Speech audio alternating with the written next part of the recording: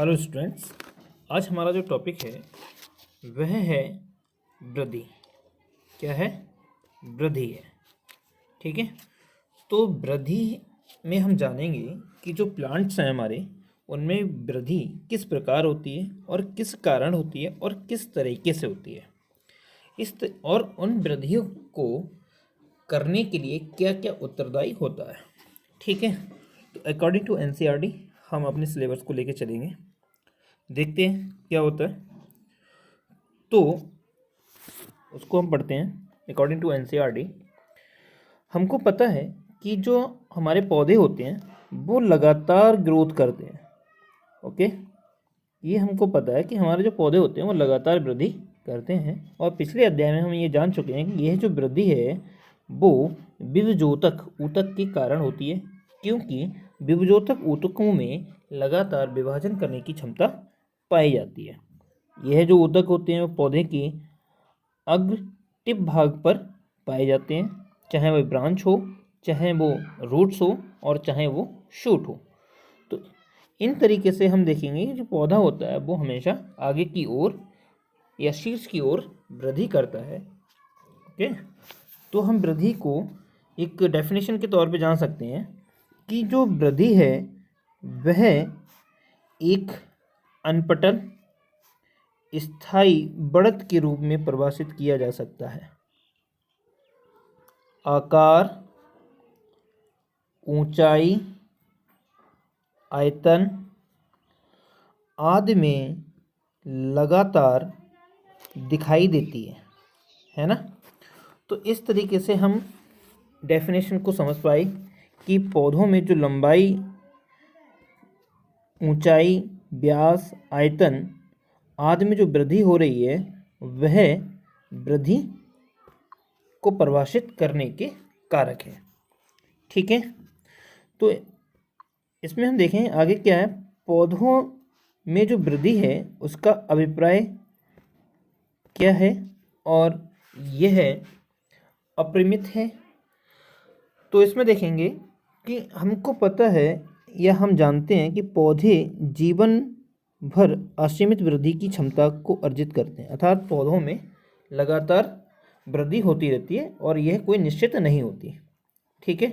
यह वृद्धि किस कारण होती है? मेरिस्टेमस ऊतकों की उपस्थिति में होती है, क्योंकि विभजोतक कोशिका जो होती हैं वो लगातार अपने आप को क्षमता विभाजन की रखती हैं और यह जो उत्पाद जल्द ही विभाजन की क्षमता खो देता है, मतलब जो कोशिका एपिकल पार्ट्स पर हैं वो लगातार अपने आप को विभाजित करती हैं और बाद में ये अपनी विभाजन क्षमता को खो देती हैं, जिससे क्या होता है? पादप शरीर की संरचना का निर्माण होता है। अतः इस प्रकार वृद्धि जहाँ पर विभजोतक की क्रियात्मक से पौधों के शरीर में सदैव नई कोशिकाओं को जोड़ा जाता है, उसे वृद्धि का खुला रूप कहा जाता है। मतलब जो प्राथमिक वृद्धि होती है पौधों की वह विभजोतक ऊतक के लगातार विभाजन के कारण होती है, अतः इसे खुला रूप कहा जाता है वृद्धि का। ओके, क्या होगा विभजोतक विभाजन बंद हो जाए? यदि विभजोतक विभाजन बंद हो जाएगा तो पौधों की जो प्रारंभिक वृद्धि है वह संभव नहीं हो पाएगी, अतः यह प्रारंभिक वृद्धि बंद हो जाएगी। ओके,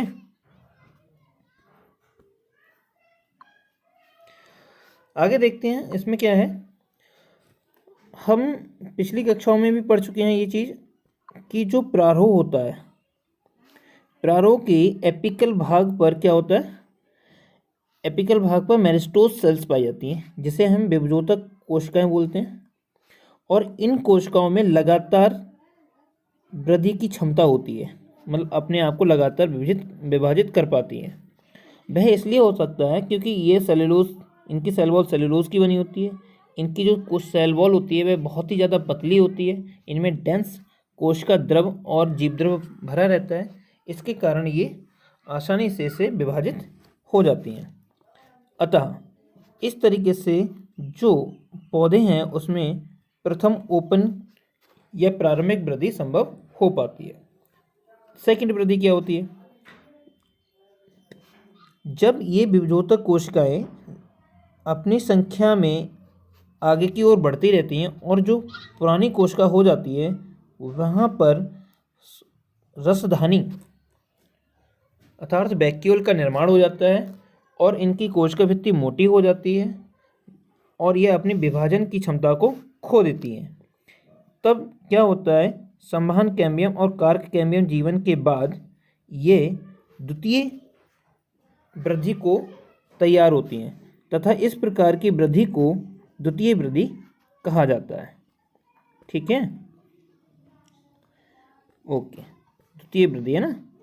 जब ये विभाजन की क्षमता अपनी खो देगी तो यहाँ पर कार्क कैम्बियम और इस संवहन बंडल के आसपास की जो संरचनाएं हैं वो प्रौढ़ हो जाती हैं और प्रौढ़ होने के बाद ये द्वितीयक वृद्धि जो कि हमको लंबाई, मोटाई, व्यास आदि के रूप में हमको पौधे के अंदर दिखाई देती है। वृद्धि के माप क्या क्या हो सकते हैं? वृद्धि में हमको ये पता है कि जो भी पौधा होता है उस पौधे में जीव द्रव्य की वृद्धि को पौधे सीधे माप कठिन है।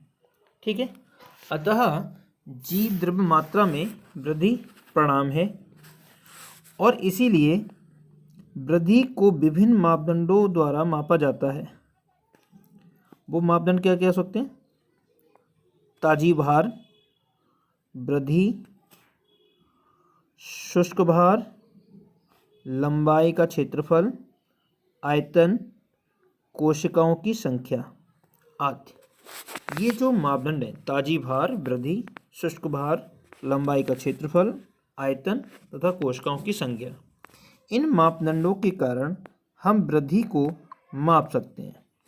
अतः एक एग्जाम्पल के द्वारा अगर हम समझें कि जो भी मक्के का मूलाग्र होता है, मतलब मक्के की जो जड़ होती है, उसमें प्रति घंटे 17,500 कोशिकाओं का निर्माण होता है। ऐसे ही अगर हम तरबूज की कोशिकाओं का आकार में वृद्धि देखें तो यहाँ 3,50,000 गुना तक हो सकता है। ठीक है, तो इस तरीके के उदाहरण से हमें पता लगता है कि जो पौधे की मूलाग्र अग्रभाग है वहाँ पर मेरिस्टेम कोशिकाएं कितनी तेजी से आगे की ओर गति करती हैं। वृद्धि की कोशिकाओं के आकार में बढ़ोतरी के रूप में किया गया है और परागनलिका की वृद्धि लंबाई में बढ़ते का एक अच्छा मापदंड है। हमेशा जो मूलाग्र निकलते हैं वो ऊपर की ओर ही गति करते हैं और जो रूट के मूलाग्र होते हैं वो हमेशा मिट्टी की ओर गति करते हैं। तो इस तरीके से हम इसको देख सकते हैं। देन इसके बाद जो वृद्धि के चरण हैं, वृद्धि को 3 चरणों में बांटा गया है। नंबर 1 जो है वह है विभजोतकीय मापदंड, दूसरा दीर्घीकरण और तीसरा है परिपक्वता। तो जो वृद्धि मेरिस्टेम सेल्स के कारण हो रही है, अर्थात जो वृद्धि मेरिस्टेम सेल्स के कारण होगी वह वृद्धि को हम कहेंगे विभजोतकीय चरण। विभजोतकीय चरण में क्या होगा, जो मूलाग्र है तथा जो प्रारोह तना है वह शिखर की ओर वृद्धि करेगा। यह वृद्धि इसलिए हो पाएगी क्योंकि यहाँ पर जीव द्रव्य, कोशिका में जो जीव द्रव्य है वह भरपूर मात्रा में है, मतलब डेंस है, और इनमें जो केंद्रक है वह बहुत ही तेज़ी से अपने आप को विभाजित करने के लिए तैयार है। इनकी जो कोशिका भित्ति होती है वो बहुत ज़्यादा पतली होती है और इनमें जीव द्रव्य की मात्रा भी पर्याप्त मात्रा में रहती है। इनकी जो कोशिका भित्ति है वो सेलुलोज की बनी होती है और पतली होती है। पतली होने के कारण यह तेज़ी से अपने आप को विभाजित कर पाती है और इस तरीके से जो पौधा होता है वो हमेशा आगे की ओर वृद्धि करता चला जाता है। ठीक है, इसके बाद जो सेकंड ऑप्शन आता है वो आता है दीर्घीकरण का। दीर्घीकरण में क्या होता है, दीर्घीकरण में जो मेरिस्टेमेटिक सेल्स होती हैं, यानी कि जो विभाजित कोशिकाएं होती हैं, उनमें कुछ अंतर आ जाते हैं, जैसे कोशिका का बड़ा होना, रसधानियों का निर्माण हो जाना। ठीक है, कोशिकाओं का बड़ा हो जाना, रसधानियों का निर्माण हो जाना तथा कोशिका में विभाजन की क्षमता का क्षीण हो जाना। तो इस तरीके की जो कोशिकाएं आती हैं, कोशिकाओं के जो लक्षण प्रकट होते हैं, तो इस तरीके से जो भी कोशिकाओं का निर्माण होके जो अपने एरिया में बढ़ती हैं, इन प्रकार की विशिष्टताओं के कारण इसको दीर्घकरण का नाम दिया जाता है। ठीक है। अर्थात जो एक लास्ट अवस्था आती है जिसको परिपक्वता कहते हैं। परिपक्वता जो होता है वह वृद्धि का अंतिम चरण कहलाता है, क्योंकि यहाँ पर कोशिका पूर्णतः अपनी विभाजन की क्षमता को खो देता है और यह उनकी भित्ति की मोटाई भी बहुत अधिक बढ़ जाती है, रसधानी भी अपने चरम पर पूर्ण विकसित हो जाती है। अतः पौधे जो हैं वो अपनी डायमीटर के शेप में अर्थात व्यास के रूप में मोटाई को प्राप्त कर लेते हैं। ओके, तो इस तरीके से जो वृद्धि है वह 3 चरण में कंप्लीट हो जाती है पौधों के अंदर। पहला चरण था विभुतकीकरण, दूसरा था दीर्घकरण और तीसरा था परिपक्वकरण। ठीक है। अब देखते हैं कि वृद्धि की दर क्या है। वृद्धि जो बढ़ती है वो किस तरीके से बढ़ती है। तो ये सबसे बढ़िया उदाहरण है, ये डेफिनेशन इसकी जो अपनी एनसीईआरटी में है ये बिल्कुल पर्याप्त है। समय के प्रति इकाई के दौरान बढ़ी हुई वृद्धि की दर को ही वृद्धि दर कहा जाता है। मतलब एकांक समय में जो भी संख्या बढ़ रही हैं उनको हम वृद्धि कह सकते हैं। ठीक है। तो यह वृद्धि जो है वह 2 शेप में हमको देखने को मिलती है, अंकगणितीय और ज्यामितीयकरण। ठीक है। तो ज्यामितीयकरण में हम देखते हैं कि यहाँ पर जो भी क्रिया हुई है वो इस तरीके से हो सकती है। जैसे एक सेल हमारे हैं, ये है एक सेल में जब यहाँ पर कंडीशन प्राप्त करके इसमें माइटोसिस हुआ होगा तो माइटोसिस के दौरान 2 कोशिकाओं का निर्माण हो गया होगा। ठीक है। अब इस तरीके से इन कोशिकाओं में लगातार वृद्धि का विभाजन होता चलता चला जाता है। ठीक है। तो ये जो है वो इस शेप में हमको आगे की ओर संख्या में मिल जाती है। ठीक है।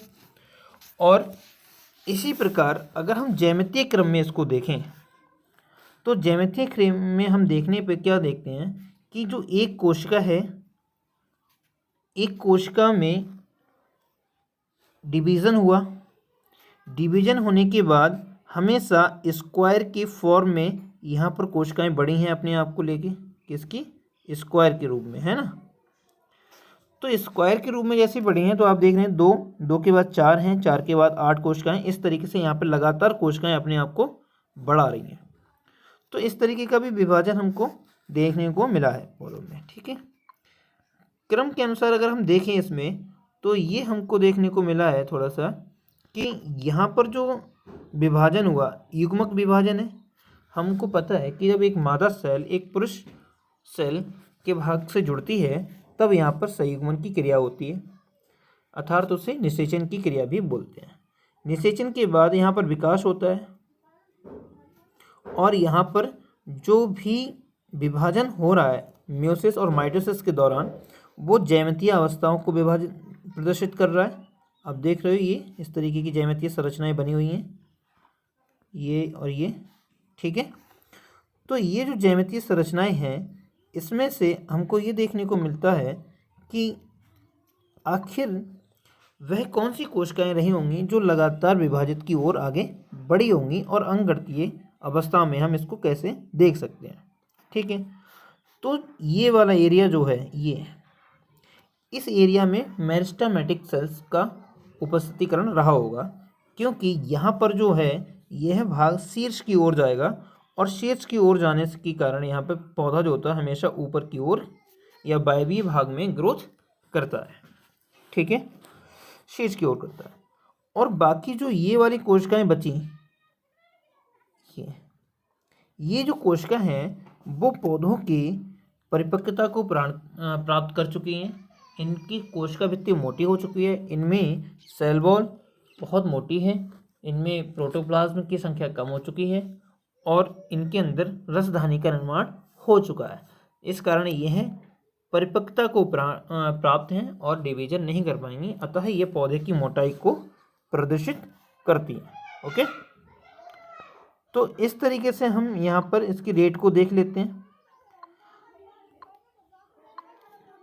हम देखें तो ये भी देख सकते हैं कि जैसे कि अंक का जो आधार है ये रहा और समय है। हम देखते हैं कि कुछ समय के लिए थोड़ा स्टेबल रहता है, मतलब थोड़ी कम वृद्धि होती है, परंतु कुछ घातकों की अवस्था है, मतलब हमेशा जो कोशिका होती है वो स्टार्टिंग में हल्के से बढ़ेगी मूलांकन के समय और तेजी से फिर बढ़ना, इन्वायरमेंटल कारक को प्राप्त करके यह तेजी से बढ़ना प्रारंभ करती है। फिर एक अवस्था ऐसी आती है यहाँ पर इसकी वृद्धि फिर हल्की हो जाती है। तो ये अपने अपने समय के अनुसार पादप उच्च कारकों को प्राप्त करके अपनी ग्रोथ को रिस्पॉन्सिबल बनाता है। ठीक है, तो इस तरीके से इस चीज़ को हम इस फार्मूला के तरह हम इनको देख कर याद कर सकते हैं। ठीक है, आगे अगर हम देखना चाहें तो इसमें यह है कि जो भी वृद्धि की दिशाएं हैं उन दशाओं के लिए बताया गया है। तो ये दशा में अगर हम देखें तो हमको ये महत्वपूर्ण क्वेश्चन एक मिलता है कि पौधों की वृद्धि के लिए ज़रूरी चीज़ें क्या हैं। तो इसके लिए हम इसको देख सकते हैं, जो आवश्यक चीज़ें हैं वो जल है, H2O, O2 and micro nutrients. ठीक है, ये सारी चीज़ें हमको आवश्यक लगती हैं जो कि पौधे की ग्रोथ में आवश्यक भूमिका निभा सकती हैं। ठीक है, इसमें होता क्या है, जो वृद्धि के लिए अनिवार्य है, पौधे की कोशिका अपने आकार में बड़ी होकर वृद्धि करती है, जिसके लिए जल एक आवश्यक तत्व है। अगर जल ना होगा तो पौधों में भोज्य पदार्थ जो पदार्थ हैं उनका ट्रांसपोर्टेशन नहीं हो पाएगा। जल एक ट्रांसपोर्ट की तरीके से पौधों के लिए काम करता है। ठीक है, इसलिए एक पादप की वृद्धि और उसका परिवर्धन उसमें पानी की स्थिति और उपलब्धता से जुड़ता है। जब तक सामान्य सी बात है, अगर उसमें जो पोषक तत्व हैं वो इधर से उधर आदान प्रदान नहीं होगा उनका, तो पौधा अपने विकास को पूर्णतः नहीं कर पाएगा, अर्थात सेल विभाजन के लिए जो आवश्यक सामग्री है वो सेल तक नहीं पहुंच पाएगी। वृद्धि के लिए आवश्यक एंजाइम भी क्रियाशीलता का माध्यम है। इसमें बहुत सारे एंजाइम्स होते हैं जिनके माध्यम से पौधे अपने आप को पूर्णतः पोषण प्राप्त कर और गति प्रदान करते हैं अपनी कोशिकाओं के विभाजन में। ऑक्सीजन उपापचय क्रियाओं को मुक्त करने में मदद करती है। ऑक्सीजन जो है वो हमेशा जो पौधे की उपापचय क्रियाएं होती हैं उनमें सहायता करती है। ठीक है, आवश्यक तत्व जीव द्रव्य के संश्लेषण तथा ऊर्जा के स्रोत के रूप में काम करने के लिए उत्तरदायी भी होता है। जो जीव द्रव्य है वह हमेशा उत्तरदायी है पौधों की सेल्स में जीवन प्राप्त कराने के लिए, क्योंकि यहाँ पर बहुत सारे पोषक तत्व और एंजाइम पाए जाते हैं। ठीक है, परंतु जो एक मुख्य कारक हो सकता है वो ताप भी हो सकता है। यदि ताप जो है वो हमको सनलाइट के द्वारा या इन्वायरमेंट से मिल रहा है तो वह ताप एक निश्चित कंडीशन में ही होना चाहिए, अनुकूल होना चाहिए। अगर अनुकूल ना होगा तो इस प्रकार की जो कंडीशंस हैं वो सारी काम करना बंद कर सकती हैं। तो जो भी चीज़ें हमको मिली हैं वो सभी चीज़ें हमको बिल्कुल लिमिटेड होनी चाहिए, और इस तरीके से हम कह सकते हैं कि पौधों में जो वृद्धि होती है वह ऑप्टिमम, मतलब सभी प्रकार के तत्वों का एक क्रम रेशियो होना चाहिए, चाहे वो फिजिकल कंडीशन हो, चाहे वह केमिकल कंडीशन हो, चाहे वह इन्वायरमेंटल कंडीशंस हो। तो इस तरीके की कंडीशन को प्राप्त करके पौधे अपने आप को वृद्धि के लिए तैयार कर पाते हैं। अगर इन कंडीशन में से कोई भी एक कंडीशन अपने आप को डिस्टर्ब कर लेती है तो पौधे जो हैं वह वृद्धि नहीं कर पाएंगे, पूर्णतः सक्षम वृद्धि के लिए नहीं रह पाता है। इसलिए हमको सारे कारकों को एक निश्चित रेशियो में ही रखना चाहिए। Okay, thank you.